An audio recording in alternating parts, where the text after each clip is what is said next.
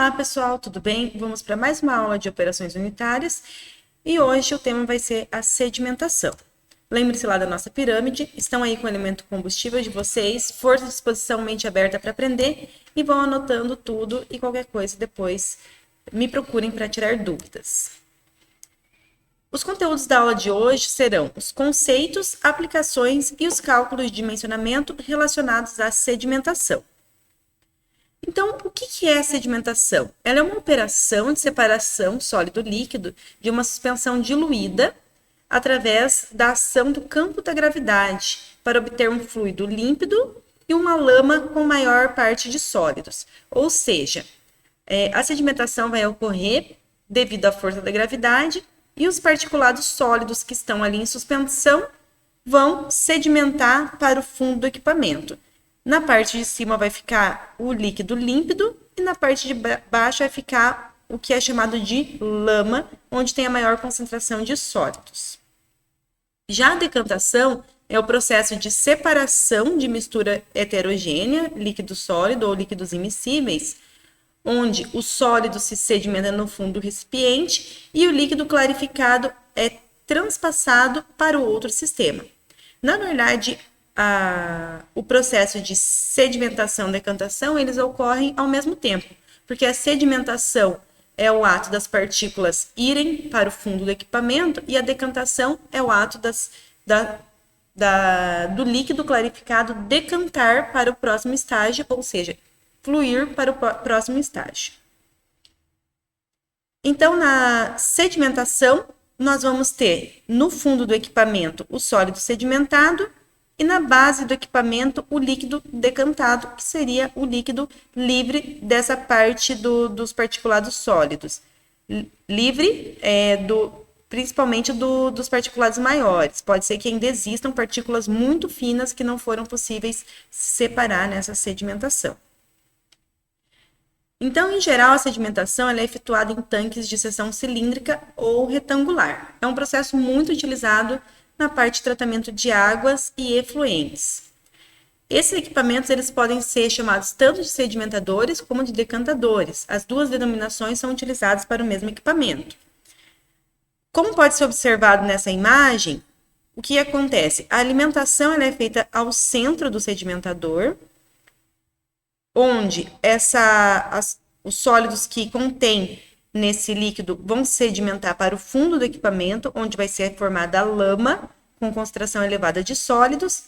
No fundo desse equipamento tem um raspador que gira de forma lenta a não suspender mais esse sólido que já foi sedimentado. E no fundo do equipamento vai ter a saída do lodo, chamado de lama também.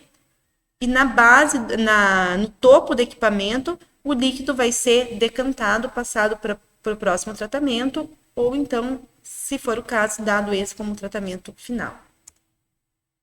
Aqui tem algumas imagens de sedimentadores. Um sedimentador igual a esse é muito utilizado na estação de tratamento de água. Essa parte aqui de cima a gente pode ver é o raspador, essa ponte aqui também fica girando, pode também... muitas vezes tem uma passagem por esse raspador aqui e ele fica girando para fazer justamente essa remoção do lodo no fundo do equipamento.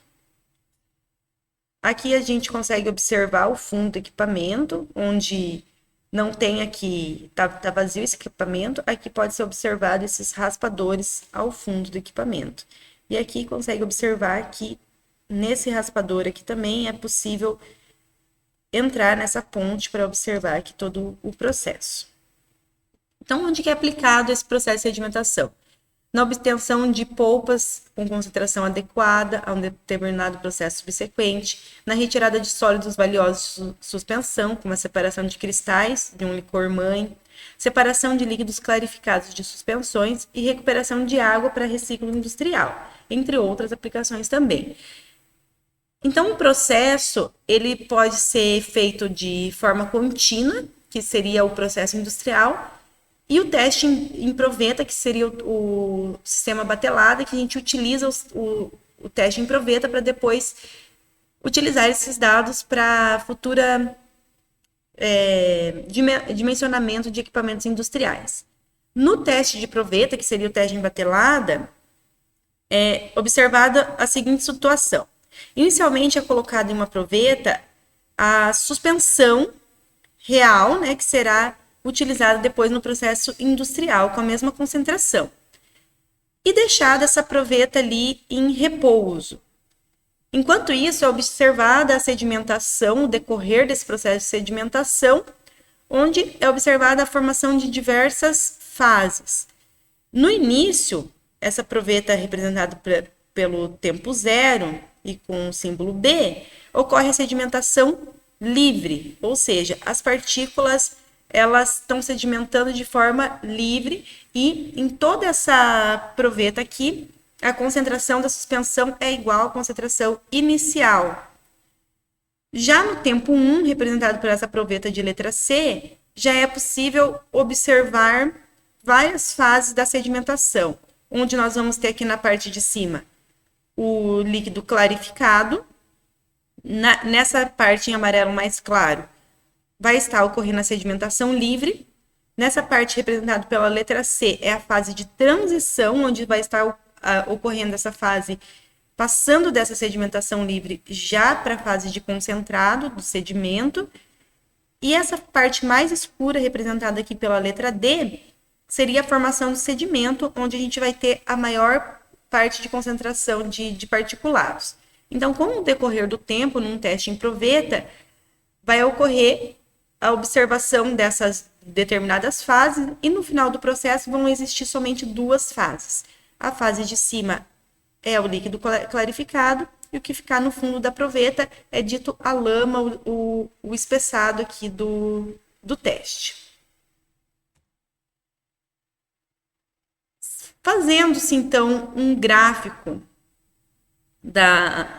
de tempo do processo de sedimentação em batelada, pelas alturas que a gente observa aqui no teste de proveta, essas alturas é possível medir essas alturas e fazendo esse gráfico, plotando então aí tempo por altura, o que nós vamos observar aqui é a formação de várias regiões.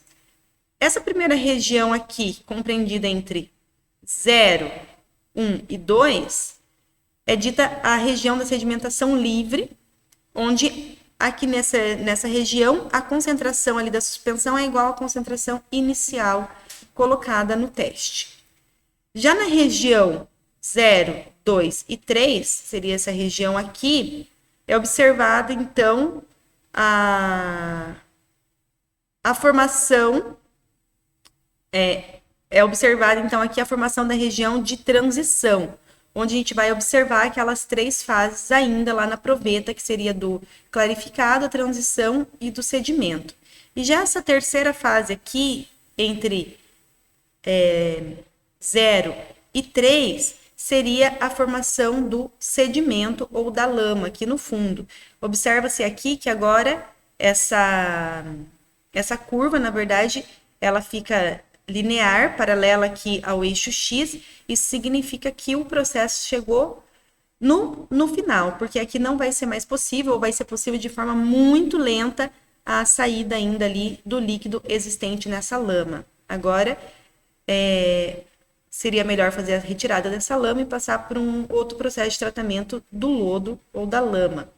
Aqui nessa parte de cima dessa curva, é observado a região do líquido clarificado, é representado por essa parte aqui acima da curva. Então, o processo contínuo, como que ele ocorre? A situação mostrada lá no tempo 2, onde a gente observa as fases do líquido clarificado, da zona de transição e do sedimento, ela permanece constante, dando para ver essas três fases no processo contínuo. Então, sempre vão existir essas três fases no processo contínuo.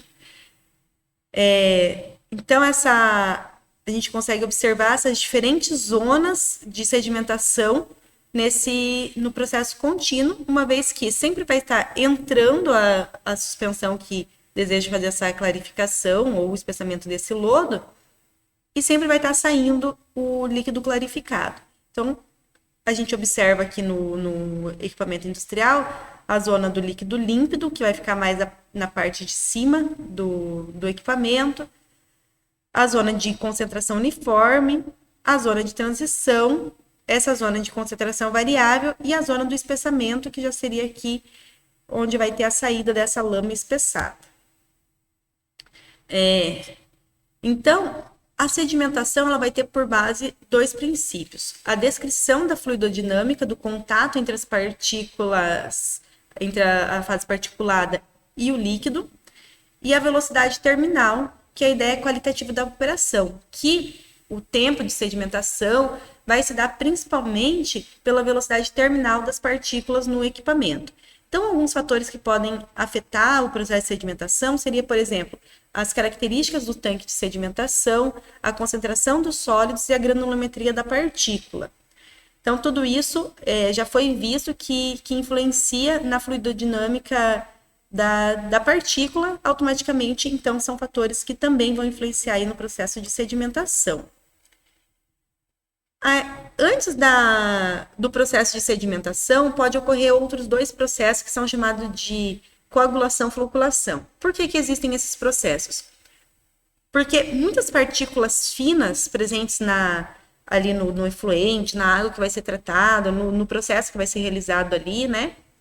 Elas poderiam demorar muito para sedimentar somente ali pela ação da gravidade. Então, por isso, é adicionado um agente coagulante para desestabilizar essas partículas e depois fazer a parte da floculação dessas partículas, que seria a aglomeração dessas partículas. Essas partículas se aglomerando, elas vão adquirir maior peso, automaticamente vão ter maior velocidade terminal e, em consequência disso, também vão ter uma velocidade aí para sedimentação maior. Então, o processo de coagulação, floculação, basicamente é para acelerar esse processo de sedimentação. No processo de coagulação, são, então, adicionados agentes coagulantes, os mais comuns seriam o sulfato de alumínio e o cloreto férrico, e vai ocasionar a neutralização das cargas dessas partículas em suspensão, e vai permitir, então, a aproximação dessas partículas. Aí, esse processo de coagulação ele vai ocorrer num tanque de agitação intensa. Depois desse processo de coagulação, que ocorre nesse tanque de agitação intensa, vai passar por esse processo de floculação, onde vai ser dado tempo justamente dessas partículas se colidirem e se aglutinarem, formarem flóculos. Esse processo é feito com uma agitação lenta. Após esse processo de floculação, coagulação, floculação, esse efluente, essa suspensão que deseja fazer essa clarificação, vai ser passado aqui para o sedimentador. Lembrando que o produto de interesse do processo de sedimentação pode ser a lama ou pode ser o líquido clarificado, dependendo do interesse da indústria, da operação ali. Então, continuando nessa linha de pensamento, de acordo com a função, se for os espessadores, vai caracterizar, então, pela produção de espessados com alta concentração de partícula. Ou seja, o interesse é obter uma maior concentração de partícula e o produto final de interesse vai ser justamente essa lama, essa fase particulada. Já os clarificadores, o produto de interesse seria então, a fase líquida, que vai se caracterizar pela produção de espessados com baixa concentração de partículas e vai, então, obter aí o produto de interesse vai ser essa fase líquida. Então, o sedimentador ele pode ser classificado como clássico ou lamelado, dependendo da sua geometria. Os sedimentadores clássicos são o sedimentador contínuo, convencional, e tem a retirada tanto do clarificado na parte de cima, como do espessado na parte de baixo do sedimentador. E o sedimentador lamelado, ele vai ter a adição de lamelas, que seriam placas inclinadas, uma paralelas às outras, né? Que vai aumentar, então, essa região de compactação sem modificar o diâmetro do equipamento. Então, assim, essas lamelas, elas vão fazer com que, sem essas lamelas, para obter a mesma concentração ali de sedimento, seria necessário um sedimentador com uma área muito grande. Então, essas lamelas vão fazer essa função de aumentar essa área de compactação sem ter que aumentar o diâmetro do equipamento. E as partículas, elas vão se sedimentar sobre as lamelas e vão se deslizar até o fundo do equipamento, para onde vai ser formado a lama. Então, na verdade, essas lamelas, elas vão diminuir essa altura que a partícula vai ter que cair para poder atingir o fundo do equipamento, porque as lamelas, elas vão estar umas sobre as outras, diminuindo essa altura. Então, a partícula não vai ter que vencer uma altura tão grande para chegar ao fundo do equipamento. Atingindo a lamela, ela vai escoar por essa lamela até o fundo do equipamento. Então, aqui tem aqui um esquema de um sedimentador clássico, onde aqui a alimentação vai ser feita no centro desse equipamento. Aqui a gente consegue observar as zonas presentes nesse sedimentador. Aqui tem um mecanismo para retirada do fundo, da lama do fundo. Para retirar dessa lama do fundo aqui também vai ser necessário uma bomba de sucção, né, dessa lama. E aqui no topo do equipamento vai ser obtido o líquido clarificado. No sedimentador lamelado, o que vai acontecer? Vai ter um conjunto de placas inclinadas, que são chamadas lamelas, onde vai formar canais preferenciais para escoamento da suspensão. Então, aqui vai ter um sistema de vibração, para quê? Para ajudar que essas partículas que vão estar nas lamelas, elas deslizem até o fundo do equipamento. Então, aqui, lembrando que as lamelas têm a função de aumentar essa área de sedimentação, sem ter que aumentar o diâmetro do equipamento. Então, para o projeto do sedimentador, no dimensionamento do sedimentador convencional contínuo, vão ser calculados principalmente a área do sedimentador e a altura do sedimentador. Então, para esses cálculos, vão ser necessários dados de operação de sistema embatelada. Então, para realizar o dimensionamento de um sedimentador industrial, é necessário fazer testes em laboratório com suspensão de mesma concentração desejada lá na operação industrial. Então, a curva de sedimentação vão dar dados de taxa de sedimentação, concentração de alimentação e espessado, dentre outros. Aqui tem esse esquema do sedimentador comum. E o que a gente vai conseguir observar aqui? Que vamos ter aqui uma vazão de alimentação e uma fração aqui também de particulados na alimentação. Vai se obter aqui também essa vazão nessa interface aqui da sedimentação, igualmente essa fração de particulados. Vamos ter também uma vazão, uma velocidade da água ascendente, ou seja, da água que vai sair daquela lama e vai ascender para o topo do sedimentador.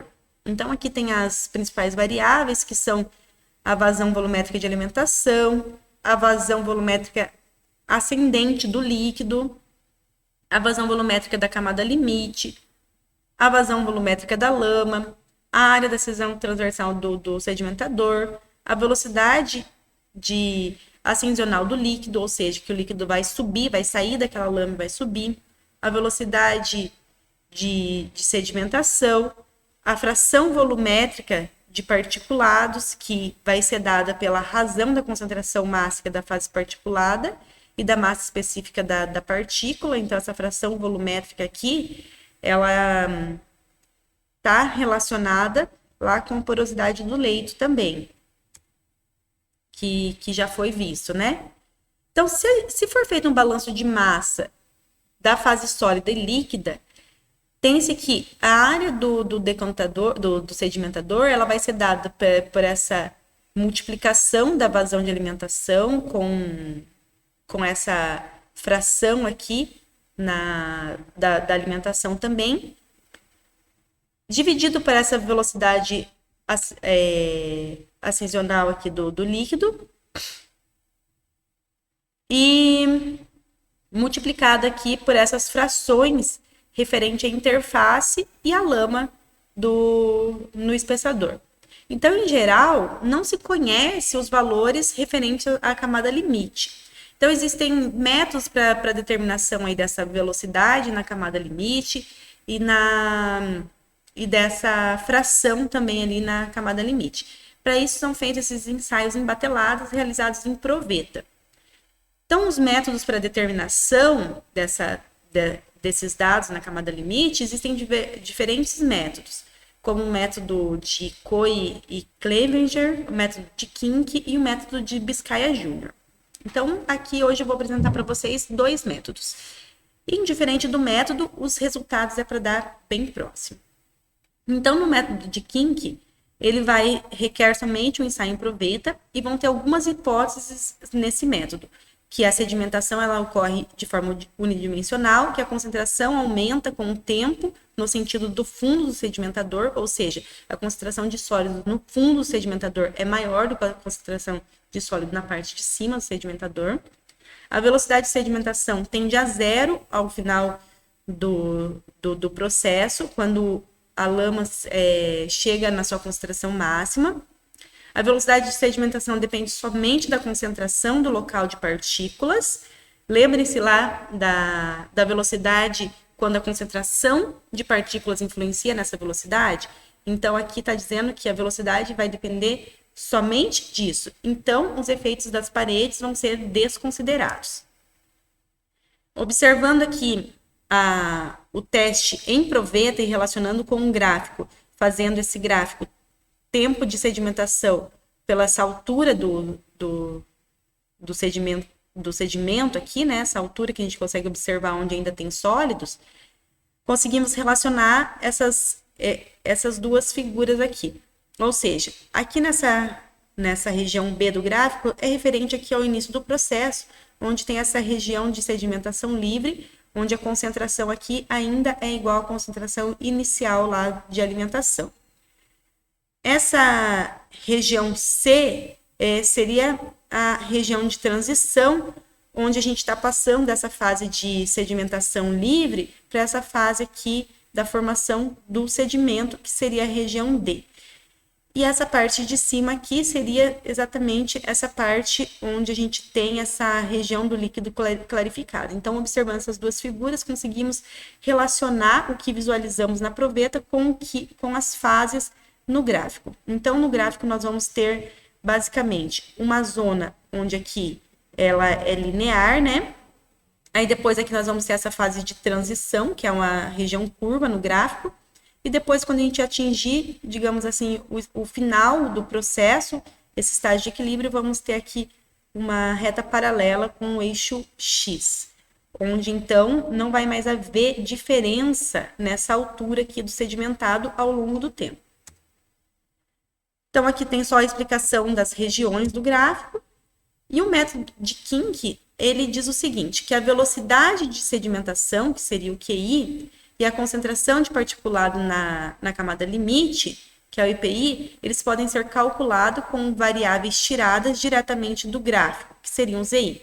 Então, aqui, esse método se baseia em construir diferentes tangentes aqui no gráfico, diferentes tangentes em cada ponto que a gente obtém lá no teste em batelada, e dessa forma nós vamos obter aqui, retirar dessa tangente, né, onde ela cruza aqui no eixo Y, vamos retirar esses valores aqui de ZI, que seria essa altura lá da interface. Então, aqui vai ser plotado no gráfico, no eixo X, o tempo para sedimentação, e no eixo Y, essa altura aqui que nós vamos retirar lá nos dados experimentais. Então, para calcular essa concentração de particulado na camada limite, tem-se essa equação, né, onde essa concentração de particulado lá no início do processo é conhecida. Também a altura no início do processo é conhecida, que é a altura de suspensão que a gente coloca na proveta, né, a altura inicial. E esse ZI aqui, ele é retirado do gráfico, dessa forma conseguimos calcular essa concentração aqui na camada limite. E a velocidade de sedimentação, na verdade, ela é dada pela inclinação da reta tangente. E o que é essa inclinação da reta tangente? Então, para cada reta tangente, a gente vai ter esse cálculo de velocidade de sedimentação. Essa inclinação da reta tangente seria fazer a subtração entre o ZI obtido, né? E o ZJ, que seria o Z referente àquele ponto, naquele que está sendo analisado, e o TJ menos o T0, que seria o tempo daquele ponto também menos o T0. Na verdade, vai ser o T0, como é zero, né? Vai ser exatamente o tempo que a gente está analisando. Por exemplo, se for o TJ for 15 minutos, o ZJ vai ser referente aos 15 minutos, obtido lá experimentalmente. Esses dois aqui, eles vão estar lá no gráfico relacionando, né? TJ com ZJ. O ZI vai ser obtido pela reta tangente ao ponto ZJ. E o T0 é zero. Então, isso daqui, na verdade, vai ser já o valor de TJ. Então, dessa forma, é obtida essa velocidade de sedimentação. Então, qual que vai ser a maior área do sedimentador? Qual que vai ser o valor da área do sedimentador? Vai ser a maior área obtida lá no valor de projeto. Então, lembrando, onde que nós vamos utilizar esses dados aqui? Nós vamos utilizar nessa equação aqui, né?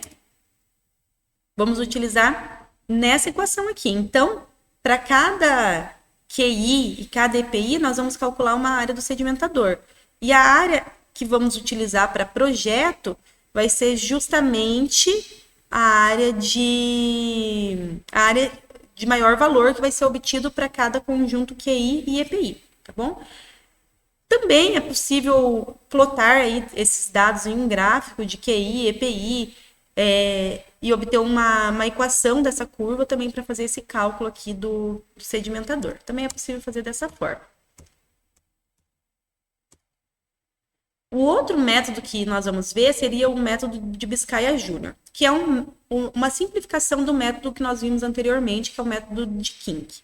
Então, é feito uma minimização ali da vazão pela área do equipamento. Então, é feito que a vazão de alimentação pela área da seção transversal do sedimentador, ela é uma igualdade entre o Z0, que seria a altura lá no teste em batelada, a altura inicial do teste em batelada, pelo T mínimo, que também relaciona o teste em batelada. Então, aqui, na verdade, se relaciona já a operação industrial com um teste em batelada realizado no laboratório. Então, isolando aqui essa área da seção transversal, tem que essa área da seção transversal vai ser a vazão de alimentação multiplicado pelo T mínimo, obtido pelo gráfico, e o Z0, que é obtido também lá pelo teste de proveta. Então, como que a gente vai obter, por exemplo, esse T mínimo? O T mínimo, ele é referente a essa altura mínima. E essa altura mínima, ela é dada justamente nessa transição aqui, quando a gente passa para essa região aqui do espessado. Então, esse Z mínimo, ele é dado ali pela multiplicação entre a altura inicial do processo ali em batelada e a razão entre essa concentração de particulados inicial e essa concentração de particulados ali quando a gente começa a obter a lama do processo. Também a gente consegue calcular, né, só substituindo aqui em termos de concentração, esse Z mínimo vai ser a concentração inicial do processo dividido pela concentração final do processo, desejado lá na lama do processo, e multiplicado pela altura inicial lá no teste em proveta. Obtendo aqui, então, um gráfico, o que nós conseguimos observar? Plotando lá o teste de proveta, né, realizado o teste de proveta, o tempo obtido para cada respectiva altura, né, ou a altura obtida para cada respectivo tempo, conseguimos observar o quê? Que o Z mínimo, ele é dado justamente quando a gente começa aqui essa fase, esse processo do espessamento aqui do lodo. Trazendo aqui para o eixo Y, nós obtemos aqui, então, esse tempo mínimo. Então, com esse Z mínimo, obtemos aqui o tempo mínimo. Dessa forma também, como a gente consegue calcular essa área do sedimentador, considerando aí o sedimentador com uma seção circular, a gente consegue calcular o diâmetro do sedimentador também. Outro ponto importante é calcular as alturas das seções de sedimentação. A soma dessas alturas vai dar a altura total do sedimentador. Então, nós vamos ter principalmente 3 alturas: a altura do líquido clarificado, a altura da região de espessamento e a altura do concentrado. Essas alturas elas são obtidas com equações empíricas. Então, a altura total do sedimentador é dada pela soma das 3 alturas. A altura da região do líquido clarificado, ela é determinada por normas, que ela deve ser entre 0,45 e 0,75 metros. A altura da região 2, ela é feita uma relação entre a altura mínima obtida lá graficamente e o T mínimo obtido graficamente, e o tempo de residência da fase particulada na região de compactação, que também vai ser estimado graficamente, que seria esse TR aqui. E a altura 3 da região do concentrado, ela é obtida multiplicando ali esse fator de 0,073 pelo diâmetro do sedimentador, que vai estar em metro. Então, como que a gente pode obter esse tempo de residência? Esse tempo de residência da fase particular na região de compactação, no gráfico ele se encontra entre o tempo final dessa região com comportamento linear e o tempo inicial da região de sedimentado. Então, aqui seria esse primeiro ponto, né, referente a esse início desse tempo de residência, e o final do tempo de residência ele será onde a gente começa a ter aqui essa fase do sedimentado. Então, esse intervalo de tempo aqui é o tempo de residência. Tendo aqui um gráfico com dados experimentais reais, a gente obtém aqui onde que está o final dessa seção aqui de linear, né? Dessa zona linear. Está localizado aproximadamente nesse intervalo aqui. E onde que está o final, então, quando a gente começa a ter esse concentrado? Está nesse tempo final. É claro que se o processo tivesse mais tempos aqui, e tivesse esse comportamento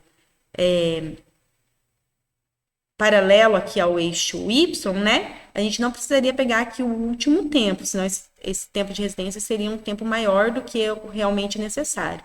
A gente tem que pegar aqui o primeiro ponto onde começa essa região aqui linear, né, paralela ao eixo Y. Então, o tempo de residência é dado por esse intervalo de tempo aqui, que vai ser utilizado lá na equação.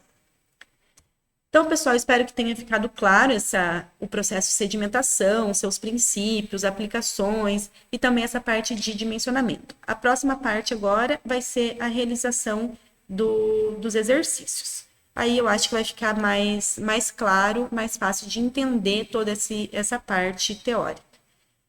Então, agradeço pela atenção de vocês e até a próxima aula.